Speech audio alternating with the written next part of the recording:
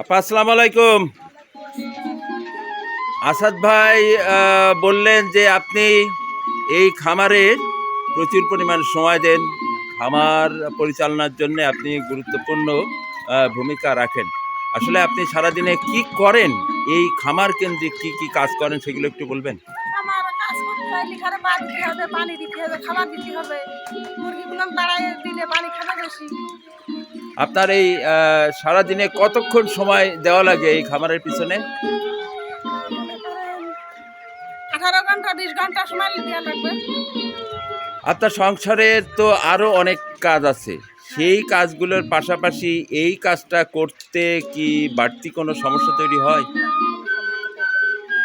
আচ্ছা, এটা হ্যাঁ, এই কাজটা ভিতর দিয়ে আপনি কি মনে করেন যে আপনার সংসারে বাড়তি উপার্জন হচ্ছে? সেই জায়গায় আপনার একটা ভূমিকা আছে? আছে ভূমিকা আছে আছে, জোরে বলেন। আছে আছে? আচ্ছা, যদি থেকে থাকে, হ্যাঁ, সেই জায়গায় আপনার এই কাজের ভিতর দিয়ে যে উপার্জন হচ্ছে, হ্যাঁ, হ্যাঁ, তাতে কি আপনার সংসারে সচ্ছলতা কিছুটা বেড়েছে? হ্যাঁ, হ্যাঁ। এর ভিতর দিয়ে আপনারা সংসারে কি কি করেছেন? কোনো সম্পদ তৈরি করতে পারছেন? আহ, আল্লাহ দিলে পারতেছি, সবকিছুই হচ্ছে, দুটো কোনো সমস্যা নেই। দুটো একটা বলা যাবে, খাওয়া দাওয়া সহ? খাওয়া দাওয়া খুব ভালো, খাওয়া দাওয়ার কোনো সমস্যা নেই। আচ্ছা, খাওয়া তারপর দাওয়া সব দিকেই খুব ভালো। আর কি করেছেন এই খামারের উপর ভিত্তি করে? এই নানাবিধ কাজ, খাওয়া, বাড়ি ঘর করতেছি, অন্য মাঠে চাষবাস করতেছি, সব কিছুই করতেছি। ছাগল গরু পোষার দিকে আগ্রহ আছে, সবকিছু পোষার আগ্রহ আছে।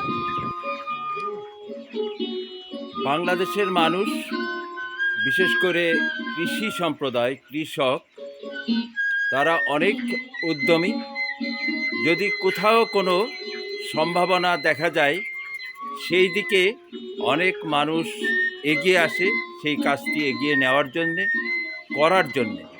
একটা সময় ছিল যে সময় আমাদের দেশে পোলট্রি চাষ আরম্ভ হয়েছে, সে সময় শহরে, গ্রামে, মানুষের বাড়িতে, বাসা বাড়িতে, ছাদে, বিভিন্ন জায়গাতে এই পোলট্রি একটা আন্দোলনে রূপান্তর হয়েছিল। মাংসের চাহিদা অনেক অংশেই আমরা নিজেরাই পূরণ করি। এই যে অর্জন, সেটা সেই সময় থেকে পোলট্রি চাষের ভিতর দিয়ে শুরু হয়েছে। কিন্তু এই কৃষকের পাশে দাঁড়ানোর জন্যে, সহায়ক পরিবেশ তৈরি করার জন্যে, বাজার সৃষ্টি করার জন্যে আন্তরিক উদ্যোগ না থাকার ফলে অনেক সম্ভাবনাময় আমাদের কৃষি উদ্যোগ শেষ হয়ে গিয়েছে। তার মধ্য দিয়েও আমাদের পোলট্রি শিল্প এখনও আমাদের দেশে টিকে আছে, যথেষ্ট সগৌরবেই টিকে আছে। আর এই চাষের সাথে আমাদের অধিকাংশ গ্রাম পর্যায়ে যেসব খামারি, তারা জড়িত আছে। কোন পরিস্থিতিতে এই খামারিগণ টিকে আছে আমরা আজকে জানব।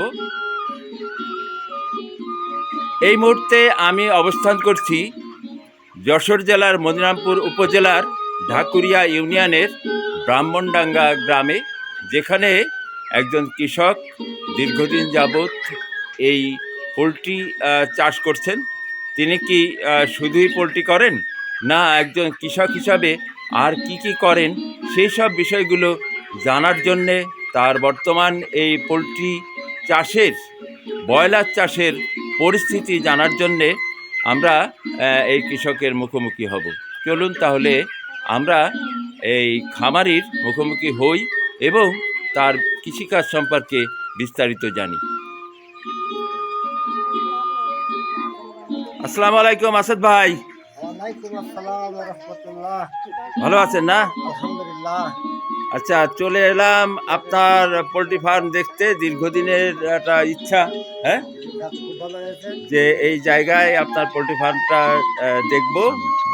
আজকে আমরা যতদূর জানি যে আপনি দীর্ঘদিন যাবৎ এই পোলট্রি মুরগির, পোলট্রি না, এটা ব্রয়লার, তাই না, ব্রয়লার। ব্রয়লার মুরগির চাষ করছেন এবং দীর্ঘদিন করছেন, তার মানে এর পিছনে কোনো না কোনো লাভজনক কোনো কিছু না থাকলে তো আর আপনি এটা করছেন না।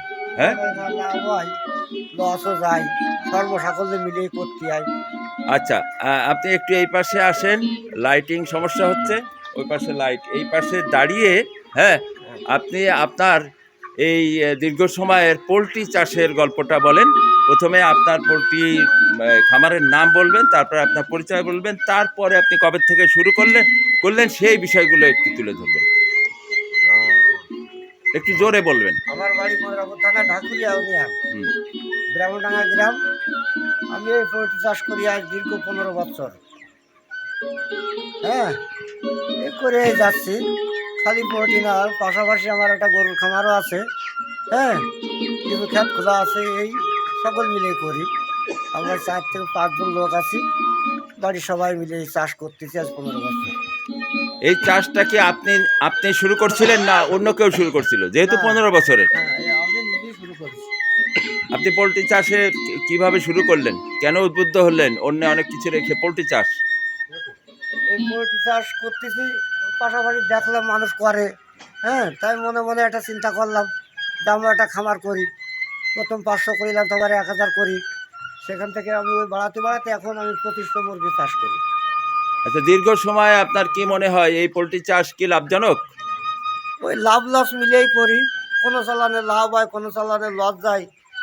কারণ আমাদের দেশের সরকার তো এরকম কোনো নির্ধারণ করে দিইনি খাবার বা মুরগির বাজার। যদি সরকার এটা নির্ধারণ করে দিত, এক এক সময় মুরগির দাম এক এক রকম, এক এক সময় খাবারের দাম এক এক রকম। তাহলে লাভটা কোন সময় হয় আর লসটা কোন সময় যায়?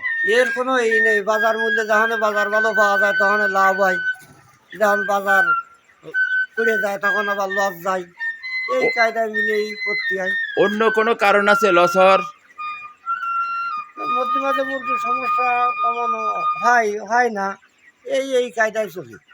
আপনার এই 15 বছরে, হ্যাঁ, হ্যাঁ, লস হওয়ার পিছনে আপনার এই মুরগি মারা গেছে, অত্যন্ত ঝুঁকিতে পড়ে গেছেন, এরকম কোনো ঘটনা ঘটেছে? না, এরকম কোনো ঘটনা আমার ঘটেনি। হুম। তবে লস হয়, ওই মুরগির দাম কমে যায়। বাচ্চার দাম বেশি, খাবারের দাম বেশি, মুরগির দাম কমে গেল। আচ্ছা, বাজার একদম কম, তখন এই মুরগিটি লস হয়। আচ্ছা, আমার একটা বিষয় জানার আগ্রহ। এই যে 15 বছর ধরে চাষ করছেন, এই চাষ কি আপনি নিজেই করেন না পরিবারের কোনো না, সহযোগিতা আছে? আমার বাড়িওয়ালা আছে সাথে, আমার ছেলে আছে, আমার বৌমা আছে। হ্যাঁ, আমার 2টা ছেলে, একটা বিটার বউ আছে। আমরা সবাই মিলে কাজ করি। ছেলে কই? ছেলে আছে, এই যে আমার বড় ছেলে। হ্যাঁ, এই যে হ্যাঁ, হ্যাঁ, ছেলে কাজ করছে হ্যাঁ, এখন? ছেলে কাজ করছে। হ্যাঁ, আমার বাড়িওয়ালা আছে। বাড়িওয়ালা আছে, থাক। হ্যাঁ, আমরা পরে ওনার সঙ্গে কথা বলবো। আমার হ্যাঁ, বৌমা আছে। হ্যাঁ, সেও খুব কাজ করে। বৌমা এই জায়গায় সহযোগিতা করে, হ্যাঁ, এই যে বৌমা। হ্যাঁ, আসাদ ভাই, হ্যাঁ, আপনার এই খামারের মাসিক ইনকাম সম্পর্কে একটু বলবেন? ইনকাম ওই রকম ইনকামের কথা তো বলা যাবে না। যখন মুরগির বাজার পাওয়া যাবে তখন মনে করেন যে 40-50 হাজার টাকা ইনকাম হবে। আবার যখন আছে মুরগির বাজার কমে আসবে, দেখা যাচ্ছে কোনো চালানে লাভ হইল না, লস গেল। আবার আমি কোনো চালানে দেখা যাচ্ছে 60-70 হাজার টাকা লাভ হইল। আচ্ছা, এইভাবে মিলিয়ে চাষ করতে হয়। আমি যতদূর শুনেছি যে এই ব্রয়লার চাষে সারা বছরের মধ্যে কোনো না কোনো সময় একটা বাজার ডাউন হয়ে যায়, হ্যাঁ, হ্যাঁ, আবার কোনো কোনো সময় বাজার উঠে যায়। হ্যাঁ, উঠে যায়। এইটা এক বছরে এরকম কতবার এই ধরনের ঘটনা ঘটে যে বাজার ডাউন হয়ে যায়, বাজার উঠে যায়? কয় চালান পড়ে? ওরকম 2-3 চালান পড়ে। 2-3 চালান পড়ে কি উঠে যাওয়া না ডাউন হয়ে যাওয়া? ডাউন হয়ে যায়। এই যে কয়দিন আগে গেল বাজার একদম কম। তাহলে 2-3 চালান ডাউন হয়ে যায়। ডাউন হয়ে আর যায়। আবার দেখা যাচ্ছে কোনো সময় যা কম বেশি লাভ হয়। আবার দুই আছে, ওটা কয় চালান হবে লাভ হয় বেশি? তা ধরেন এরকম 2-3 চালান লাভ হয় ভালো। আচ্ছা, এক বছরে কয় চালান করা যায় 12 মাসের মধ্যে?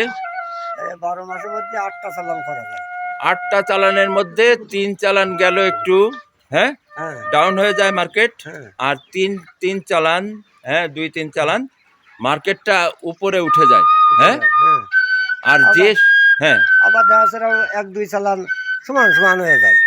সমান সমান, হ্যাঁ, তাহলে 3 3 6 আর 2 2, হ্যাঁ, হ্যাঁ, আর 2 চালান সমান সমান হয়ে যায়, 2 থেকে 3 চালান। হ্যাঁ, হ্যাঁ, তাহলে এই পরিস্থিতি মোকাবেলা করেই হ্যাঁ মুরগি চাষ টিকে হ্যাঁ, থাকে। টিকে থাকে। হ্যাঁ, হ্যাঁ।